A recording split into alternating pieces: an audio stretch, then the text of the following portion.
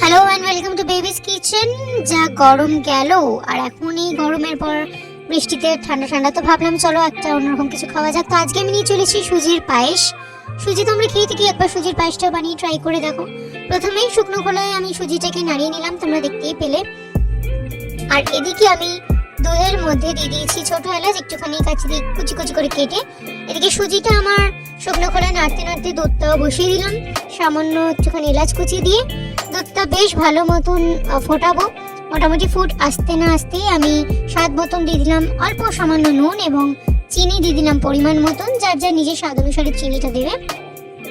তারপরে দুধটা মোটামুটি বেশ ভালো মতন যখন ফুটতে লাগলো, তারপর আমি দিয়ে দিলাম তার মধ্যে শুকনো খোলা নাড়িয়ে রাখা সুজি। ব্যাস, এটাকে বেশ ভালোভাবে একটুখানি ফুটতে দেবো, একটুখানি মিক্স করব। তোমরা দেখতেই পাচ্ছ আমার সুজির পায়েস কিন্তু অলমোস্ট রেডি। এটা আর কিছু দেওয়ারও নেই, এটা আর কিছু করারও নেই। কনসিস্টেন্সিটাও তোমরা দেখতেই পাচ্ছ, বেশ ভালো মতো ফুটিয়ে নিয়েছি, সুজিটাও সেদ্ধ হয়ে গেছে। তো সুজির পায়েস কিন্তু আমার রেডি। এরকম চটপট চটজলদি রেসিপি আরও জানতে হলে দেখতে থাকো baby's kitchen. Thanks for watching babies kitchen. দেখা হচ্ছে খুব শিগগিরই আবার কোনো নতুন চটজলদি রেসিপি নিয়ে। দেখতে থাকো baby's kitchen. Like, share, subscribe. Thank you.